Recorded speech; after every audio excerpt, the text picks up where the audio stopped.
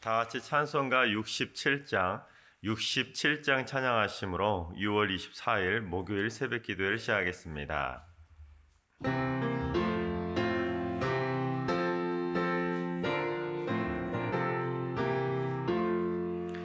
영광의 왕께 다 경배하며 그 크신 사랑 늘 찬송하라.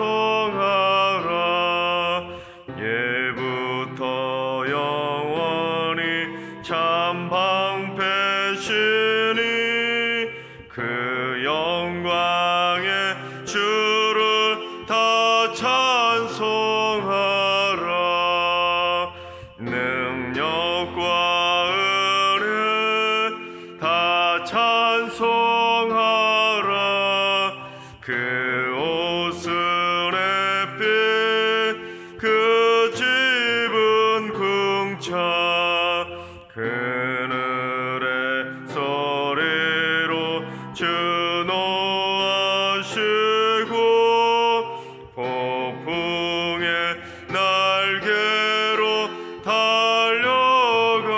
달려가신다. 저 아름답고 놀라운 일이 가득한 이 땅 다 주의 조화. 그 임참 명령에 더 잡히나니 저 푸른 바다는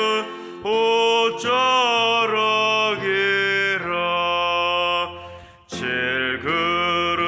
질그릇같이 연약한 인생 주 의지하여 늘 강건하리. 온 백성 지으신 만왕이시니 그 자비 영원히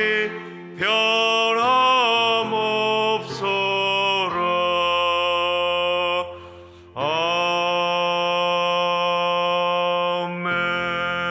아멘. 이제 다 같이 한 마음으로 하나님 앞에 기도하며 나아가시겠습니다. 오늘은 기도하실 때 주님, 이 땅의 학교에 학교폭력 문제가 근절되게 하여 주시옵소서. 건강한 육신과 건강한 생각, 건강한 영혼을 가진 바른 학생들이 되도록 건강한 학창 시절을 보낼 수 있도록 은혜의 손길로 우리 학생들을 붙잡아 주시옵소서. 어려서부터 학생들이 바른 인성을 가질 수 있도록 가정에서부터 자녀들을 잘 양육하게 하시고 피해 학생들도 속히 회복될 수 있도록 위로하여 주시옵소서. 학교 폭력의 근절을 위해서 기도해 주시기 바랍니다. 두 번째는 주님, 승리교회 양육 지체를 위해서 기도합니다. 승리교회 성도들의 신앙 성장을 책임지고 있는 양육 지체들에게 지혜를 주시고 모든 양육 프로그램들이 형식적인 절차가 아니라 그리스도의 장성한 분량에까지 자라게 하는 깊이 있는 양육 훈련들이 되게 하여 주시옵소서. 모든 성도들이 적극적으로 양육 훈련에 동참해서 바른 신앙으로 성장케 하여 주시옵소서. 양육 지체를 위해서 기도해 주시기 바랍니다. 세 번째는 주님, 북한의 가족과 친지를 두고 있는 이북 실향민과 자유인 성도들을 위해서 기도합니다. 만나고 싶어도 만나지 못하고 소식조차 듣지 못하고 있는 우리 이북의 가족들을 지켜주시고 이 땅에 속히 복음 통일이 찾아오게 하여 주시옵소서. 우리 북한의 가족을 둔 성도들을 위해서 기도해 주시기 바랍니다. 이 시간 세 가지 기도 제목으로 3분 정도 통성으로 기도하시겠습니다. 기도합니다.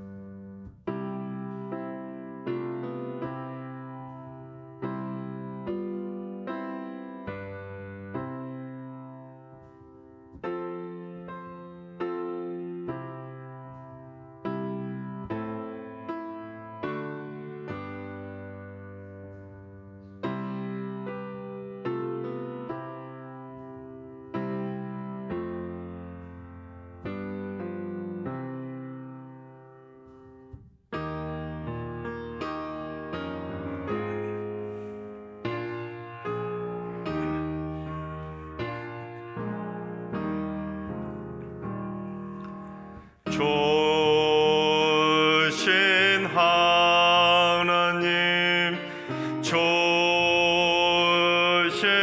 하나님 참 좋으신 나의 하나님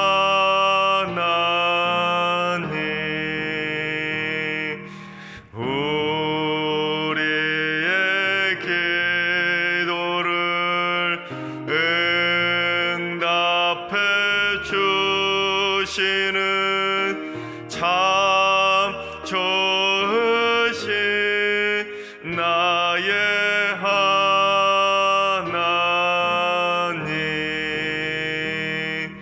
한없는 은혜를 우리에게 주시는 참 좋으신 우리 하나님.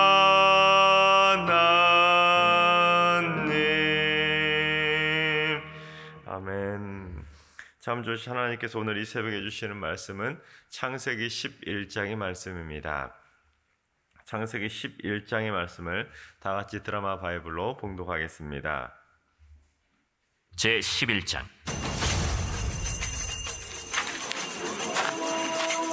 온 땅의 언어가 하나요 말이 하나였더라. 이에 그들이 동방으로 옮기다가 시날 평지를 만나 거기 거류하며 서로 말하되 자, 벽돌을 만들어 견고히 굽자. 이에 벽돌로 돌을 대신하며 역청으로 진흙을 대신하고 자, 성읍과 탑을 건설하여 그 탑 꼭대기를 하늘에 닿게 하여 우리 이름을 내고 온 지면에 흩어짐을 면하자. 여호와께서 사람들이 건설하는 그 성읍과 탑을 보려고 내려오셨더라. 이 무리가 한 족속이요 언어도 하나이므로 이같이 시작하였으니 이후로는 그 하고자 하는 일을 막을 수 없으리로다. 자, 우리가 내려가서 거기서 그들의 언어를 혼잡하게 하여 그들이 서로 알아듣지 못하게 하자. 여호와께서 거기서 그들을 온 지면에 흩으셨으므로 그들이 그 도시를 건설하기를 그쳤더라. 그러므로 그 이름을 바벨이라 하니 이는 여호와께서 거기서 온 땅의 언어를 혼잡하게 하셨음이니라. 여호와께서 거기서 그들을 온 지면에 흩으셨더라. 셈의 족보는 이러하니라. 셈은 100세 곧 홍수 후 2년에 아르박삿을 낳았고 아르박삿을 낳은 후에 500년을 지내며 자녀를 낳았으며 아르박삿은 35세에 셀라를 낳았고 셀라를 낳은 후에 403년을 지내며 자녀를 낳았으며 셀라는 30세에 에벨을 낳았고 에벨을 낳은 후에 403년을 지내며 자녀를 낳았으며 에벨은 34세에 벨렉을 낳았고 벨렉을 낳은 후에 430년을 지내며 자녀를 낳았으며 벨렉은 30세에 르우를 낳았고 르우를 낳은 후에 209년을 지내며 자녀를 낳았으며 르우는 32세에 스룩을 낳았고 스룩을 낳은 후에 207년을 지내며 자녀를 낳았으며 스룩은 30세에 나홀을 낳았고 나홀을 낳은 후에 200년을 지내며 자녀를 낳았으며 나홀은 29세에 데라를 낳았고 데라를 낳은 후에 119년을 지내며 자녀를 낳았으며 데라는 70세에 아브람과 나홀과 하란을 낳았더라. 데라의 족보는 이러하니라. 데라는 아브람과 나홀과 하란을 낳고 하란은 롯을 낳았으며 하란은 그 아비 데라보다 먼저 고향 갈대아인의 우르에서 죽었더라. 아브람과 나홀이 장가들었으니 아브람의 아내의 이름은 사레며 나홀의 아내의 이름은 밀가니 하란의 딸이요 하란은 밀가의 아버지이며 또 이스가의 아버지더라. 사레는 임신하지 못함으로 자식이 없었더라. 데라가 그 아들 아브람과 하란의 아들인 그의 손자 롯과 그의 며느리 아브람의 아내 사레를 데리고 갈대아인의 우르를 떠나 가나안 땅으로 가고자 하더니 하란에 이르러 거기 거류하였으며 데라는 나이가 205세가 되어 하란에서 죽었더라. 아멘. 할렐루야. 오늘도 하나님께서 새날을 선물로 주셨습니다. 오늘 하루도 여러분의 삶 가운데 가정 가운데 풍성한 하나님의 은혜가 흘러넘치게 되시기를 주님의 이름으로 축원합니다. 어제 본문이 기록되어 있던 10장에 보면 노아의 족보가 쭉 기록되어 있었던 것을 어제 살펴보았는데 어제 본문이 기록된 노아의 본문 10장에 족보 10장에서 세 번이 반복되고 있는 문구가 있다고 말씀드렸었습니다. 기억나시죠? 바로 어제 했으니까 각 언어와 종족과 나라와 민족과 백성으로 각기 노아의 세 아들들의 그 자녀들이 흩어지게 되었다라고 말씀을 드렸었습니다. 그런데 오늘 보면 11장으로 딱 넘어오면 1절부터 어제 내용하고는 정반대되는 내용이 기록되고 있는 것을 보게 됩니다. 우리 1절을 봉독해 보겠습니다. 온 땅의 언어가 하나요, 말이 하나였더라. 분명히 10장에서는 노아의 세 그 자녀들이 어떻게 되었습니까? 각기 언어대로 나라와 종족대로 다 뿔뿔이 흩어지고 나눠졌었다고 3번이나 언어가 달라졌다는 것을 언급하고 있었는데, 갑자기 11장 1절을 보면 온 땅의 언어도 하나고 말도 하나라는 것입니다. 자, 그렇다면 어떻게 그렇게 언어도 하나고 말도 하나였는데 어제 본문 10장이었던 것처럼, 거기서 나오는 것처럼 어떻게 어쩌다가 그렇게 많은 언어로 나눠지고 쪼개지고 갈라졌는지 그 이유를 한번 살펴보겠습니다. 오늘 본문 9절을 봉독해 보겠습니다. 그러므로 그 이름을 바벨이라 하니 이는 여호와께서 거기서 온 땅의 언어를 혼잡하게 하였었음이니라. 여호와께서 거기서 그들을 온 지면에 흩으셨더라. 즉 처음에는 온 땅의 언어가 하나고 말도 하나였는데 바벨탑 사건을 통해서 하나님께서 그들을 심판하셔서 그들의 언어가 혼잡하게 만드시고 결국에는 사람을 온 지면에서 싹 흩어버리셨다라는 것입니다. 그러니까 10장과 11장은 순서적으로 기록된 말씀이라기보다는 10장에서 그 족보 이야기를 쭉 하다가 3번이나 강조하면서 사람들이 언어가 나눠지고 갈라지고 민족도 나라도 백성도로 다 나눠졌다, 족보를 쭉 기록한 다음에 그렇다면 왜 그렇게 사람들의 언어가 나눠지고 갈라지게 되었는지 그것에 대한 부연 설명을 하는 것이 바로 오늘 보면 11장 1절에부터 나오는 바벨탑 사건이라는 것입니다. 그러니까 처음에는 노아의 삼형제가 하나의 언어와 하나의 말을 사용하고 있었기 때문에 같이 모여서 함께 생육하고 함께 번성하고 함께 모여서 살고 있었는데, 바벨탑 사건을 통해서 하나님의 심판을 받은 인간들이 언어가 다 달라지게 되다 보니까 서로 같이 언어가 통하지 않으니까 살 수 없지 않겠습니까? 그러다 보니까 각기 언어대로 나라와 민족으로 백성으로 서로 쪼개지고 갈라지게 되었다, 그것을 설명해 주고 있다는 것입니다. 자, 그렇다면 어쩌다가 바벨탑 사건을 인간들이 범하게 되었는지 그 이유를 한번 살펴보겠습니다. 첫 번째 이유가 2절에 기록되어 있는데 우리 2절을 봉독해 보겠습니다. 이에 그들이 동방으로 옮기다가 시날 평지를 만나 거기 거류하며. 자, 방금 읽으신 우리 개역 개정 성경은 그들이 동방으로 옮기다가 라고 되어 있잖아요. 동방으로 옮기다가, 이 말은 무슨 뜻이겠습니까? 동방, 즉 동쪽 방향으로 옮기다가, 이런 뜻이지 않겠습니까? 그래서 이동의 방향성, 동쪽 방향으로 갔다는 이동의 방향성에 초점을 두어서 우리 개역 개정 성경은 번역하고 있습니다. 그런데 히브리어 원문을 직역하면 이렇게 해석할 수 있습니다. 그들이 동방으로부터 떠났을 때의 일이었다.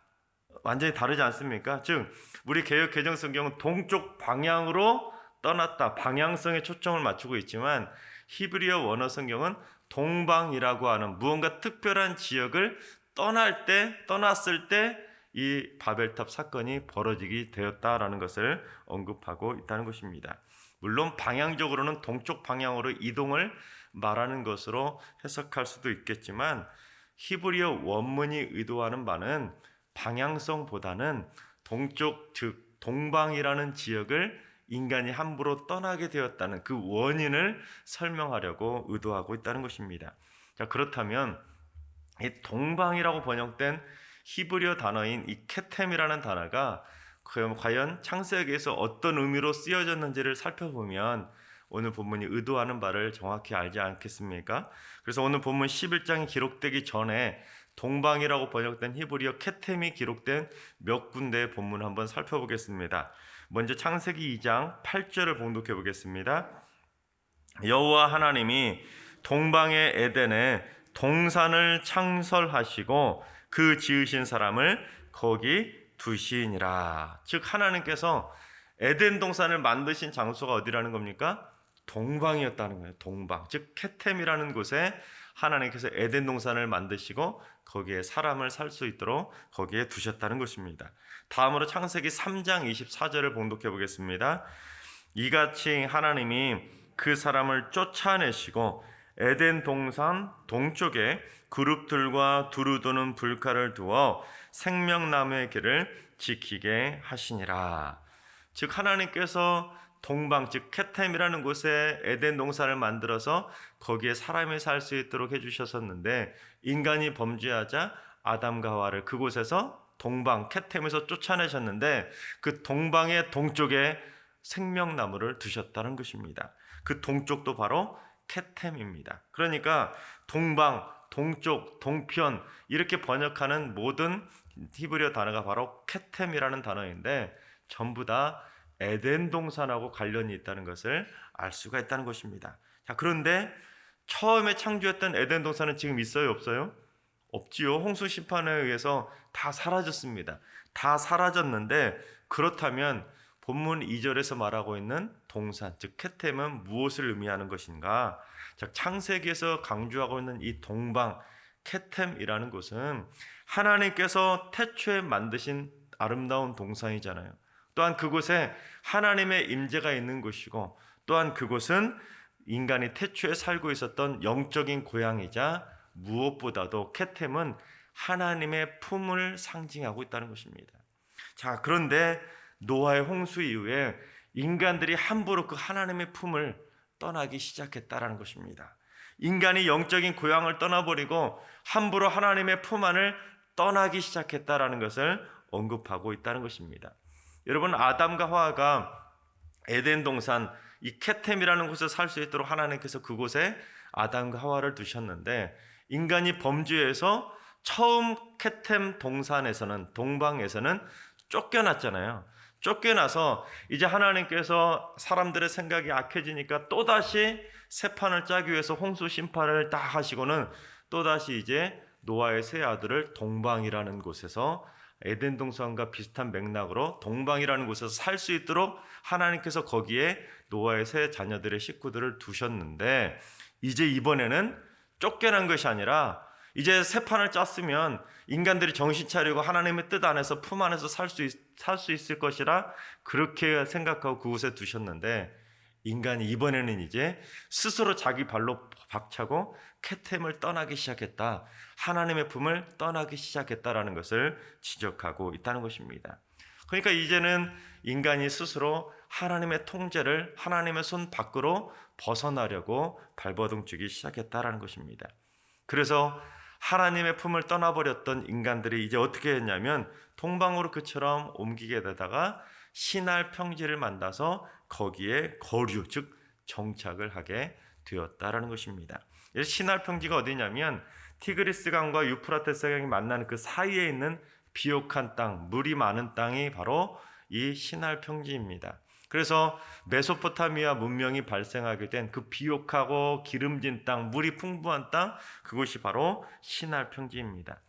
그런데 2절에서 우리 성경은 시날 평지를 만나서라고 번역하고 있잖아요. 만나다. 그런데 이 히브리어 원어가 마차라는 단어인데, 만나다는 단어가 마차인데 그냥 만나는 것이 아니라 발견하다는 뜻이 있습니다. 그러니까 내가 무언가를 찾으려고 열심히 막 노력하잖아요.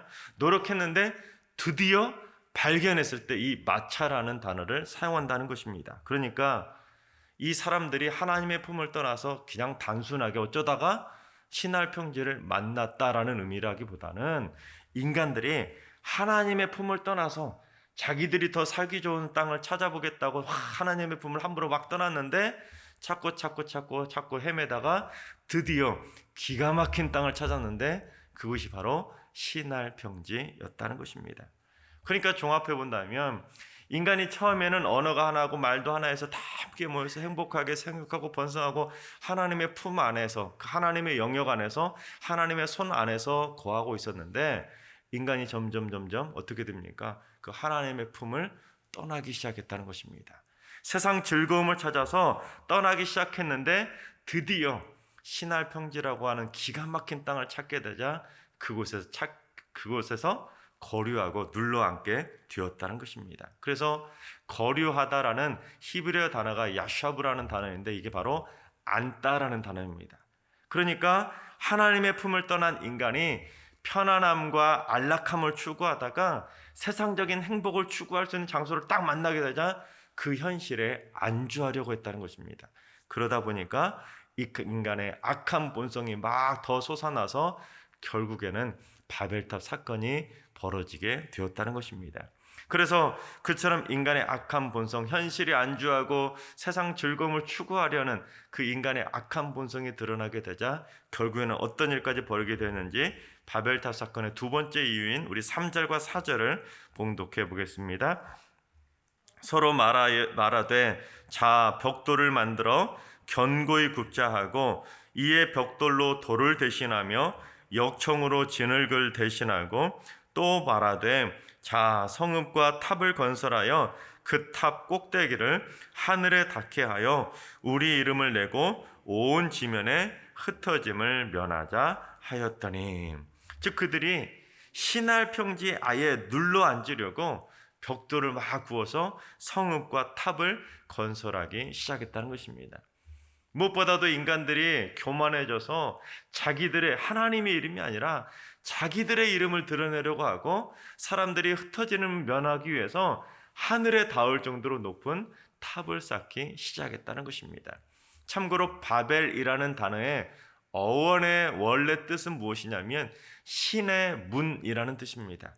그러니까 인간이 탑을 닦고 쌓아서 어디까지 쌓는다는 거예요? 신을 만나는 문 앞에까지 쌓겠다는 것입니다. 얼마나 교만한 인간의 모습 아니겠습니까? 그러니까 인간이 하나님의 품을 함부로 떠나서 세상적인 즐거움을 추구하고 그 현실이 안주하려는 그 악한 본성이 드러나게 되자 인간은 하나님의 이름이 아니라 자기 이름을 드러내려고 교만이 하늘을 찌르듯 했다라는 것입니다. 하나님 무서운 줄 모르고 생각해 보세요. 신의 문까지 탑을 쌓는다는 게 가능하겠습니까? 그 정도로 인간이 교만하고 교만했다는 것입니다.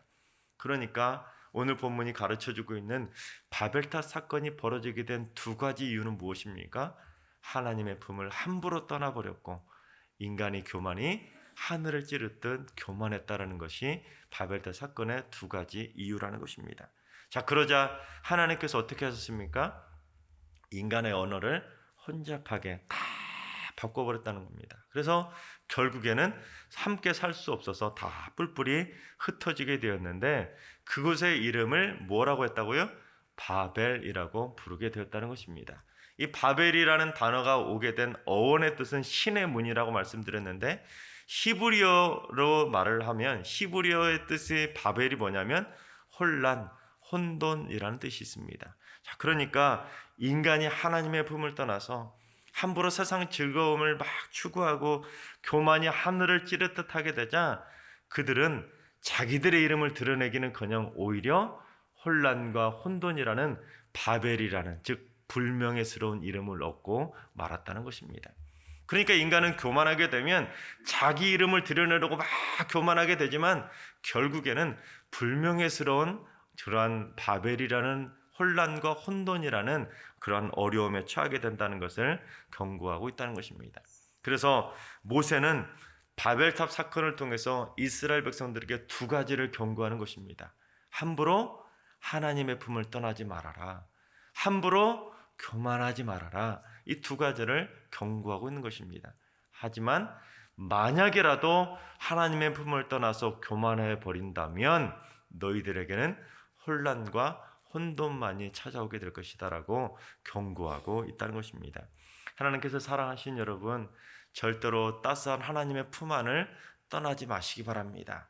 일평생 하나님의 품 안에 거하며 사시다가 마지막 죽음의 문턱을 넘어서 천국문에 들어가서 다시금 그 하나님의 따스한 품 안에서 진정으로 안겨 영원토록 천국 백성으로 믿음으로 살아가는 천국의 행복한 믿음의 자녀들이 다 되어야 할 줄로 믿습니다.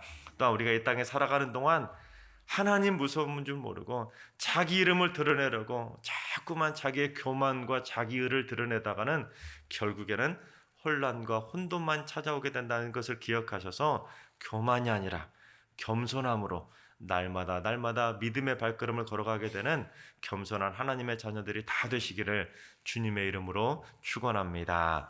기도하겠습니다.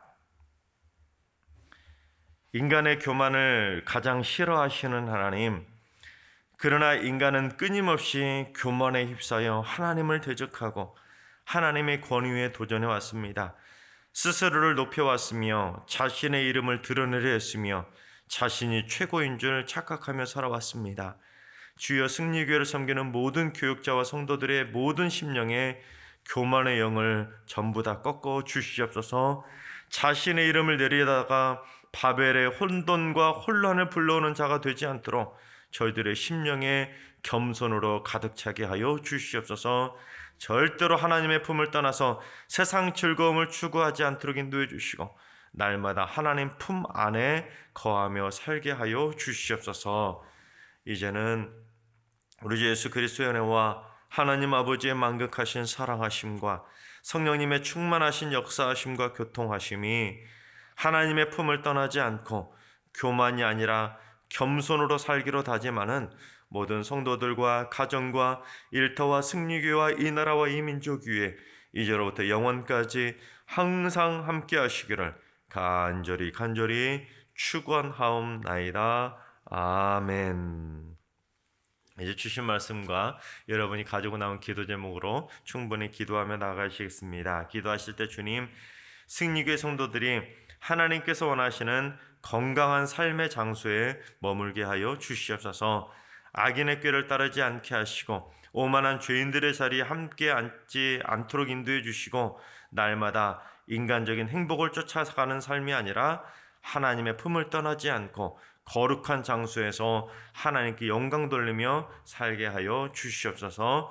주님, 오늘 하루도 하나둘과 연로하신 어르신들, 우리 사랑하는 자녀순들 모두 다 하나님 품 안에 거함으로써 하나님의 따스한 온기로 고침받고 치유받고 회복되는 날이 되게 하여 주시옵소서. 세 번째는 주님, 새벽제단을 쌓는 분들이 승리교회를 살리는 영적인 구급대원들이 되게 하여 주시옵소서. 기도의 심폐소생술을 통해서 죽어가는 영혼들, 믿음이 연약해져가는 영혼들을 믿음으로 기도로 살려가는 축복의 통로들이 되게 하여 주시옵소서.